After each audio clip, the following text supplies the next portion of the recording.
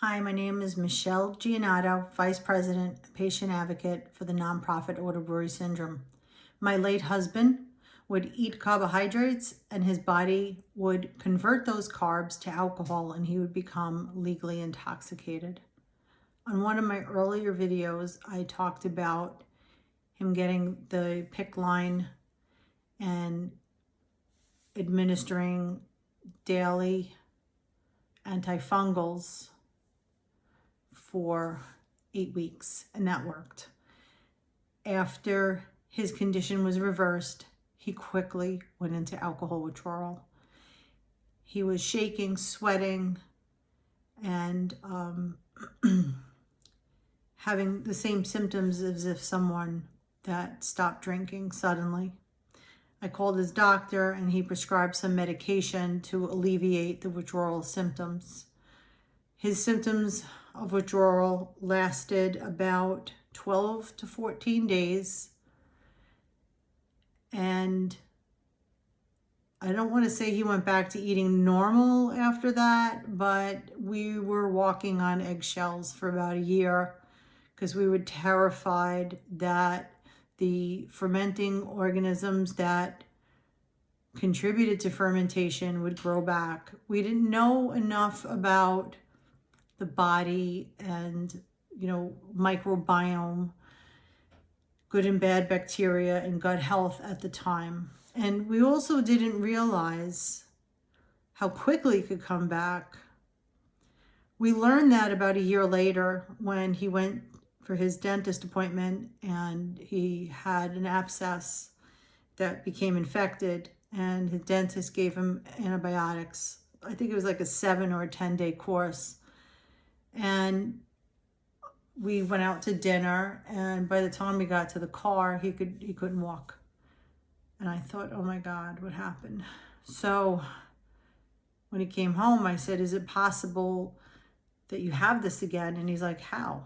I didn't drink anything. And I said, I understand that. Can you blow into the meter? And he's like, all right. And he did. And it registered 0.30. He was over 3 times the legal limit from dinner. And I had called his doctor that night and I said, he has it back. The doctor said, he asked, what changed? And I said, he just finished an antibiotic for an abscess, an infection in his mouth. And we all learned together how quickly someone that has had auto-brewery, that it could come back from simply taking an antibiotic. Again, back to the hospital. Cultures, they identified the organism that was causing the fermentation, and this time they gave him a course of nystatin. What was the course of nystatin? My husband was the guinea pig in the hospital, and they just kept feeding him carbs until testing with different dosages of this medication. And what they found for his body, the strain that he had that was not resistant to nystatin, was 750,000 IU 4 times a day for 8 weeks when you're on an antibiotic, followed by 500,000 IU 3 or 4 times a day for 4 weeks. Then for the next 4 weeks, you cut it to 250,000 IU for 4 weeks, and followed by probiotics. And that seemed to work. That reversed it. However, the alcohol withdrawal started again. So he had to go back on the medication for the alcohol withdrawal and the symptoms following that reversal. This is a very difficult disease. When he had gotten it back the second time, I had to remind him, this isn't the end of the world. We know what to do. We know about the testing. We know about the diet now. We know about the treatment. It's just getting through it. And he used to get very depressed. And I said, look, you got to turn this negative into a positive. We need to find ways to get through this every day. And it was hard for him. You know, we would try to like be upbeat with each other and tell each other positive things.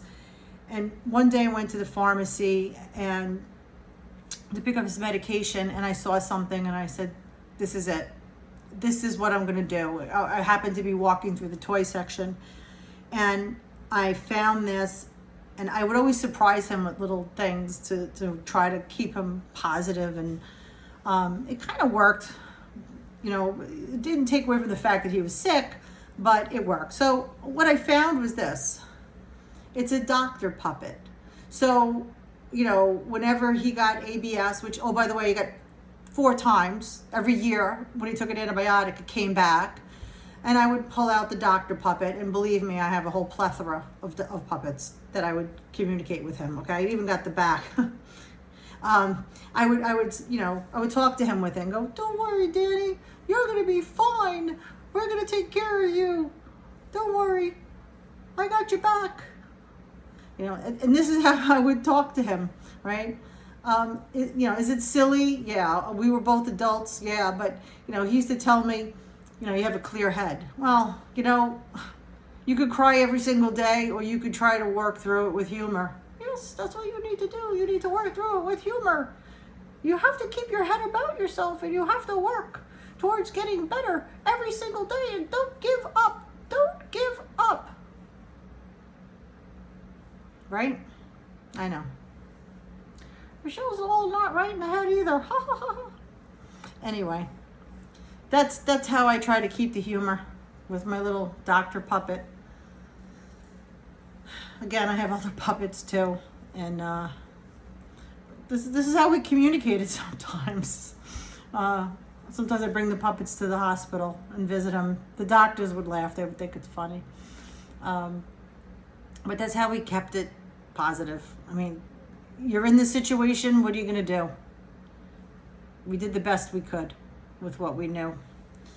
So, again, go to our website, auto-brewery.org, pull up the case studies, learn about the disease, and for most of the people in our group, I would say 99% of them, their auto-brewery starts with 1 course of antibiotics, and it doesn't matter if you're an adult, male, female, if you're a child, it doesn't even matter your nationality. We have patients worldwide with this disease, and it's not rare, it's rarely diagnosed. Autobrewery.org. Go on our website, check it out.